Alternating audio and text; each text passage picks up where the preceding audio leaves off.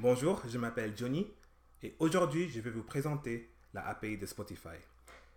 La API de Spotify est une interface de programmation composée de lignes de commande qui permettent aux développeurs de n'importe quelle application à interagir avec Spotify. Qu'est-ce qu'on peut obtenir grâce à cette API, On peut récupérer des données du catalogue de musique de Spotify, on peut gérer la musique et les playlists d'un utilisateur et on peut contrôler la lecture de la musique d'un utilisateur en temps réel. Maintenant, comment l'utiliser?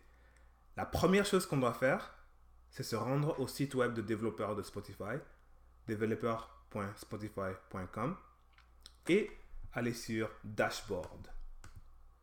Ici à Dashboard, on peut gérer les applications ou en créer. Vous allez devoir en créer. Moi, j'en ai déjà créé une avant. Et dans les détails, il y a 3 choses qu'on doit copier. On doit copier le client ID, le client secret et aussi le redirect URI. Avec ces 3 choses copiées, on est prêt à les utiliser dans notre application. Au lieu d'en créer une, on va utiliser une qui a déjà été créée pour nous en tant qu'exemple. Et on peut la trouver ici dans Quick Start et ce lien ici, GitHub. Ici, on va trouver un dépôt qui représente une application exemple. Et lorsque vous avez lu un petit peu comment ça marche et comment l'installer, vous pouvez cloner le dépôt. Moi, je l'ai déjà fait. Et lorsque vous avez cloné, vous pouvez y naviguer et aller dans le dossier qui s'appelle Authorization Code. N'oubliez pas, s'il vous plaît, de faire la commande npm install pour vous rassurer que vous avez installé toutes les dépendances. Et lorsque vous avez tout installé, mettez le client ID, le client secret et le redirect URI que vous avez copié avant. Lorsque vous avez fait ça, vous pouvez démarrer l'application avec la commande node app.js. Rassurez-vous, s'il vous plaît, que vous êtes dans ce dossier ici et pas un des autres. Et vous êtes prêt à l'essayer. Donc, on va ouvrir une nouvelle fenêtre incognito et aller sur localhost 8888 et se connecter. Et lorsqu'on est connecté, on va être redirigé à notre application et on pourra voir des données qu'ils ont à voir avec notre compte Spotify, qui veut dire que tout a marché bien. Et maintenant, la question est, comment exactement est-ce que ça marche? Et pour le savoir, il faudra retourner au site web de développeur et aller à la documentation.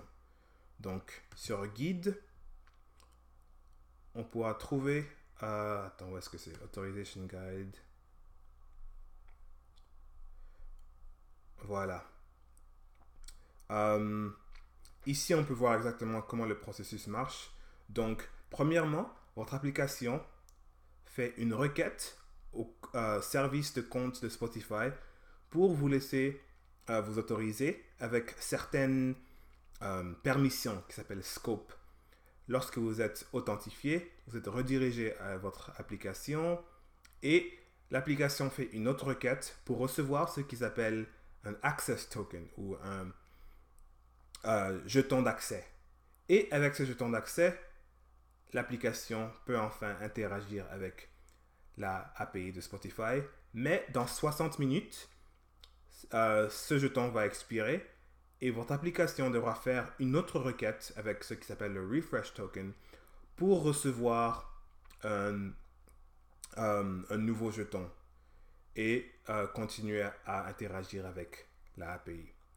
Et c'est tout. Je vous encourage de bien lire la documentation et aussi essayer le Web Console. C'est une console qui vous permet à essayer toutes les fonctions, tester toutes les fonctions qui sont disponibles avec cette API.